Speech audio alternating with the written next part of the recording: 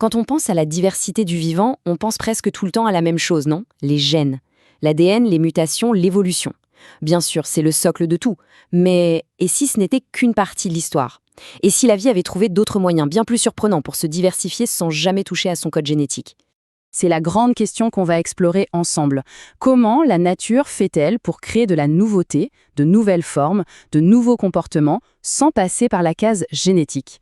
C'est une vraie petite enquête qu'on va mener, vous allez voir. Parfait. Alors, pour résoudre ce mystère, voilà notre plan.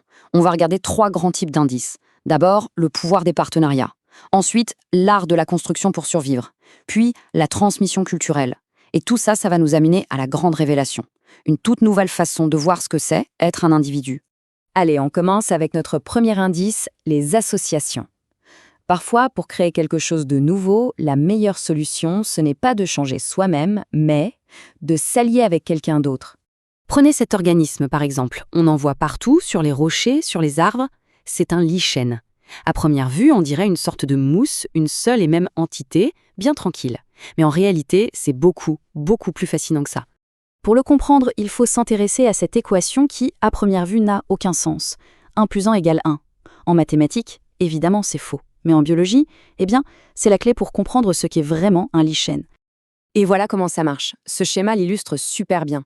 Le lichen, en fait, c'est le résultat d'une collaboration hyper étroite entre un champignon et une algue. L'algue, en vert ici, elle fait de la photosynthèse. Donc elle produit des sucres qui nourrissent le champignon. Et en échange, le champignon la protège, lui donne de l'eau, des minéraux. Bref, c'est un deal gagnant-gagnant. Et grâce à ça, ils peuvent vivre dans des endroits extrêmes où ni l'un ni l'autre ne pourraient survivre tous. Ces types de partenariats portent un nom scientifique, la symbiose. C'est tout simplement une association durable entre 2 espèces différentes, où chacune y trouve son compte. C'est une fusion qui crée une nouvelle entité, avec des super-pouvoirs en quelque sorte.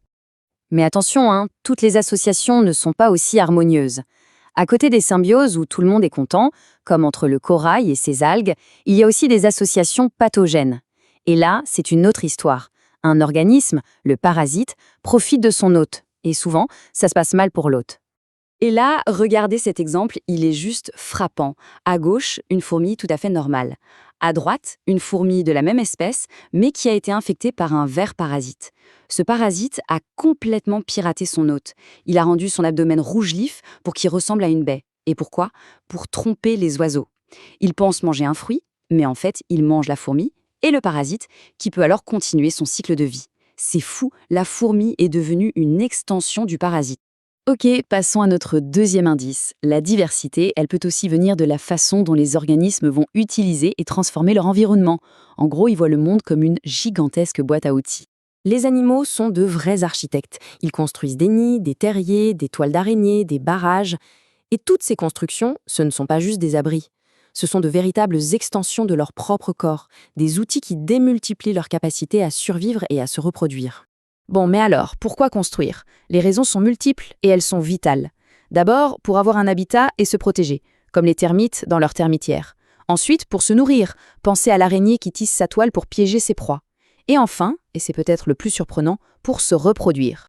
L'oiseau jardinier, c'est un cas d'école. Pour séduire une femelle, le mâle ne se contente pas de chanter ou d'être beau. Non, il construit une sorte de petite tonnelle, un berceau.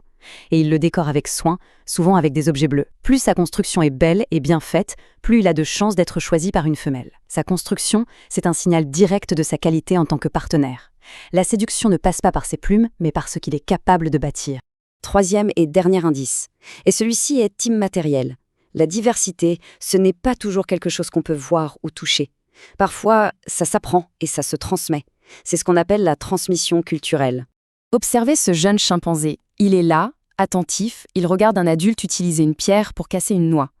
Cette technique, ce n'est pas inné chez lui, ce n'est pas codé dans ses gènes. C'est une compétence qu'il doit apprendre en imitant les autres. Et le plus fascinant, c'est que d'autres groupes de chimpanzés, ailleurs, utiliseront d'autres outils ou d'autres techniques. Ils ont, en quelque sorte, leur propre culture.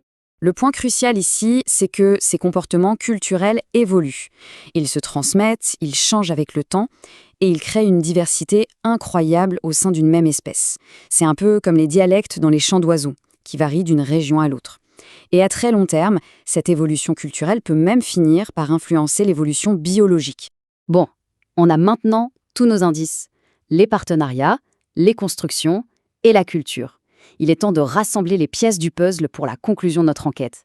Et on va découvrir un concept qui change vraiment notre vision de ce qu'est un individu. Tout ça nous amène à une idée très forte, le phénotype étendu. Alors, le phénotype, c'est l'ensemble des traits qu'on peut observer chez un organisme. D'habitude, on pense à son corps, sa taille, sa couleur. Mais le concept de phénotype étendu dit que c'est bien plus que ça. C'est aussi la toile de l'araignée, le barrage du castor, le partenaire symbiote du lichen, et même la technique pour casser les noix du chimpanzé. En fait, tout ce qu'un organisme produit et influence dans le monde fait partie de qui il est. Ce schéma résume parfaitement notre parcours. Les associations, la construction, la culture, tout ça, ce sont des manières de diversifier le vivant sans toucher au génome. Ce sont des mécanismes qui créent de la nouveauté et qui permettent aux espèces de s'adapter. C'est ça le phénotype étendu, l'individu qui déborde de lui-même. On a donc vu que la diversité du vivant ne se résume pas du tout à la génétique. En s'associant, en construisant, en apprenant, les êtres vivants étendent leur propre définition bien au-delà des limites de leur corps. Et ça nous laisse avec cette question un peu vertigineuse, si un individu, c'est aussi ce qu'il fait et les relations qu'il tisse, où sont vraiment ses frontières ? La nature, décidément, adore brouiller les pistes.